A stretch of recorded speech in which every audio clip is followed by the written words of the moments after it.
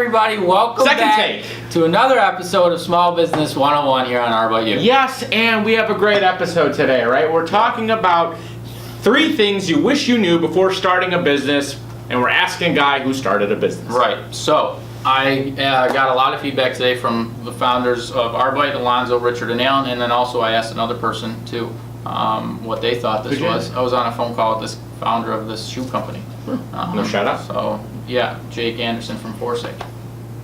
Tag him. But anyway, so after a lot of, back and forth, the top 3 were 9 to 5 just doesn't cut it. The hidden costs, and also Ideas. the ideas are cheap, basically. Throwback to Ideas Are Cheap episode. Right, so let's go into them SB first. 101. First one, 9 to 5 just doesn't cut it. You gotta go 9 to 4:30. Yeah, 9 to 4:30. So, like, I don't know. This one's common sense, though. It's like, right? That one, I feel like most people already know that. Yeah, if you're starting a business, and you're not going to be working. That's like 9 to common 5. knowledge, right? You know, it's 24 hours a day, 7 days a week. Right now, we all work 9 to 4:30, right? So it's nice. But at the beginning, we didn't. We worked all the time. And still, even now, Alan, he'll work on the weekends. He'll work till midnight. Alonzo, we had problems with servers at the data center on the weekend. I see Slack messages going 2:30, 3:30, 4:30, 5:30 a.m. So he stayed up all night. It's like So sleeping. Yeah, of course. But 9 to 5 doesn't cut it. You got to be especially if you're opening your own company, you're going to be working a lot. There's going to be emergencies that come up, and you're the end of the line.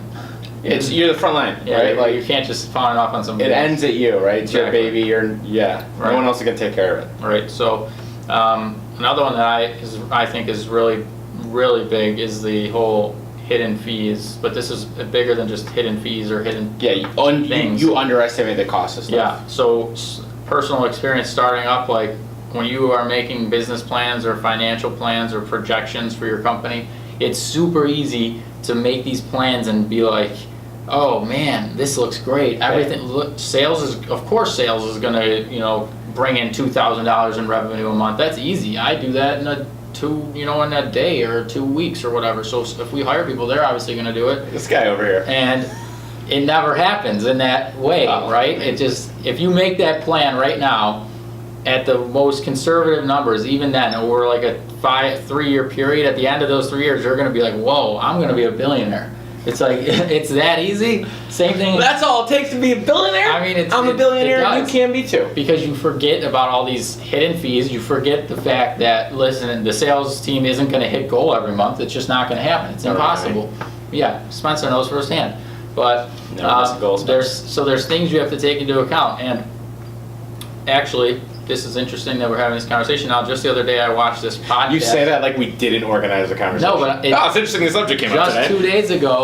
Just 2 days ago, I was watching this podcast of the co-founder of League of Legends. So it's like this gaming podcast, right? League of Legends is this huge gaming franchise right now, okay? So I don't want to hear it. This is a great podcast. I love this so much. And one of the things that he said while they were video games. Right. So they were developing League of Legends, and they were using this tech platform. They were using this engine, this company engine that this other big video game producer was using, and he said, like, if they're using it, this tech must be good. What ended up happening was 6 months into developing or whatever, they had to literally trash the whole thing and start from ground zero. They spent millions of dollars already at this point, and they have investors. They didn't just bootstrap it. And he said that he was talking to his investor, and the investor looked at him, and he's like, "What do you mean? You didn't plan for this in your simulation? Like, you didn't? Of course that's going to happen." Like, so this angel investor that's used to doing this with startups all over the country, it's like he expects this to happen. You have to expect catastrophic things like that to happen. To him, it was like, of course, that's a no-brainer, but to like me or you starting a company, you're not going to think of that. You're not going to be like, oh, of course the software that I use is just going to crash and burn. Like, it just, you know what I mean? So you got to think of like the unexpected, because it's going to happen. Plan for the unexpected for sure. It's going to happen.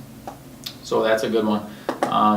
And what is the third one? Ideas are cheap. Ideas are cheap. Throwback. This one's, again, it's like, everyone thinks they have this great idea, and And the they're truth like, is, even if you do have a good idea, it doesn't matter. right, but you hear it all the time with somebody, I got this great idea. Or even better, when someone actually does the idea, you always have that guy go, Right. I came up with that 10 years ago. Is that how they sound? Yeah, that's how they sound. Okay. When they're 10 years older. Yeah, it's like everyone has these great ideas, but that's the easy part, coming up with a great idea. The hard Carrying it part through. is carrying it through, getting the team in place to Carry it through. carry it through. Yeah, and all, I mean, it's, Carry it I don't through. know how else to put that out there, but yeah, the Yeah. ideas are cheap. Yeah. That's it. Those are the three pieces of advice I wish I had at the beginning. What would you have done differently?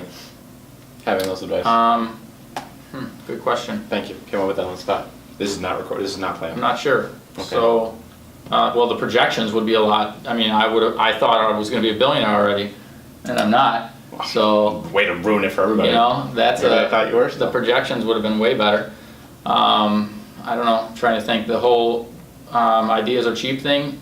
Yeah, I have ideas all the time. You ask, if you talk to Alan at the beginning of the company, I have all these ideas. I'm like, oh, let's do this, So- let's do this, let's do this, code this thing. It's like easy. Can't you just spit it out like that? Do you remember, this is way off topic, do you remember that idea I came up with a long time ago for particular person we go to for an app on their phone?